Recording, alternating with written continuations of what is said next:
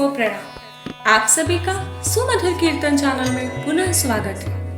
आप सभी को श्रावण मास के शुक्ल पक्ष की एकादशी पुत्रदा एकादशी की ढेर सारी शुभकामनाएं। आज इस वीडियो में हम श्रवण करेंगे श्रावण मास के शुक्ल पक्ष की एकादशी पुत्रदा एकादशी महात्म्य व्रत कथा। तो आइए भावपूर्ण हृदय से श्रवण करते हैं श्रावण मास के शुक्ल पक्ष की एकादशी पुत्रदा एकादशी महात्म्य व्रत कथा। प्रेम से बोलिए कृष्ण कन्हैया लाल की जय। एकादशी मैया की जय, श्री हरि भगवान की जय। धर्मराज युधिष्ठिर बोले कि हे भगवान, अब आप मुझे श्रावण मास के शुक्ल पक्ष की एकादशी की कथा सुनाइए। इस एकादशी का क्या नाम है तथा इसकी विधि क्या है? श्री मधुसूदन बोले कि हे राजन, अब आप शांति पूर्वक श्रावण मास के शुक्ल पक्ष की एकादशी की कथा सुनिए। इस कथा के श्रवण मात्र से ही वाजपेयी यज्ञ का फल मिलता है। द्वापर युग के प्रारंभ में महिष्मती नाम की नगरी थी।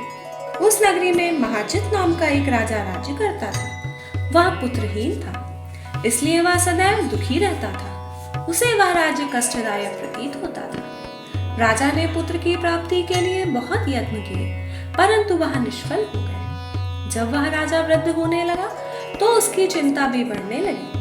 एक दिन उसने प्रजा को संबोधन करके कहा कि ना तो मैंने अपने जीवन में पाप किए हैं और ना अन्यायपूर्वक प्रजा से धन ही एकत्रित किया है। ना मैंने कभी देवताओं और ब्राह्मणों का धन छीना है और ना किसी की धरोहर ही मारी। मैंने प्रजा को सदैव पुत्र की तरह पाला है, कभी किसी से राग द्वेष नहीं किया, सबको समान माना। इस प्रकार धर्मयुक्त राज्य करने पर भी मैंने इस समय महान दुख पा रहा हूं। सो क्या कारण है, मेरी कुछ समझ में नहीं आ रहा है। राजा महिजित की इस बात को विचारने के लिए मंत्री आदि वन को गए। वहां वन में जाकर उन्होंने बड़े बड़े ऋषि मुनियों के दर्शन किए। उस स्थान पर वयोवृद्ध और धर्म के ज्ञाता महर्षि लोमश के पास गए। उन सब ने जाकर उन महर्षि को यथा योग्य प्रणाम किया और उनके सम्मुख बैठ गए। उनके दर्शन से सबको बड़ी प्रसन्नता हुई और उनकी विनय करने लगे कि हे देव, हमारे अहोभाग्य है कि हमने आपके दर्शन करे। इस पर लोमश ऋषि बोले कि हे मंत्रीगण, आप लोगों की विनय और आपके सद्व्यवहार से मैं अत्यंत प्रसन्न हूँ। आप मुझे अपने आने का कारण बतलाइए। मैं आपके कार्य को अपनी शक्ति के अनुसार अवश्य ही करूंगा, क्योंकि हमारा शरीर ही परोपकार के लिए बना है। इसमें किंचित मात्र भी संदेह नहीं।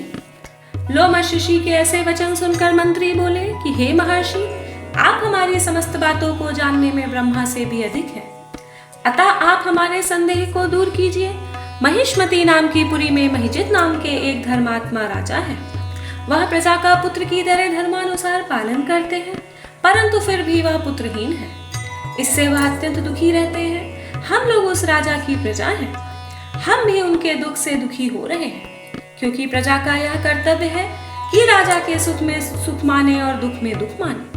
हमको उनके पुत्रहीन होने का अभी तक कारण प्रतीत नहीं हुआ, इससे हम आपके पास आए हैं। जब से हमने आपके दर्शन करे हैं, हमको पूर्ण रूप से विश्वास है कि हमारा कष्ट अवश्य ही दूर हो जाएगा, क्योंकि महान पुरुषों के दर्शन मात्र से ही प्रत्येक कार्य की सिद्धि हो जाती है। अतः अब आप हमको राजा के पुत्र होने का उपाय बतलाइए। इस पर लोमश ऋषि ने एक क्षण के लिए नेत्र बंद किए और राजा के पूर्व जन्मों का विचार करने लगे।